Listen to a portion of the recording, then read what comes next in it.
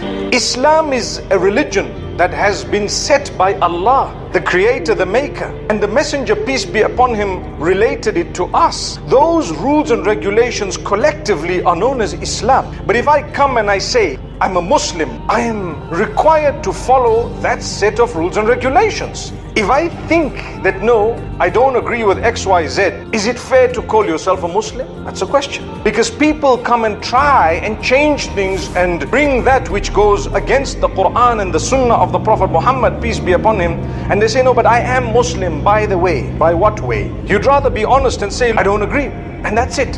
So that doesn't make you a non-Muslim simply because you haven't understood a thing or two, or you haven't grasped some aspects and concepts of Islam. But as time goes on and you learn and you continue to ask and you find out and you begin to grasp it better, you become consolidated in your faith. And this is why it's important to have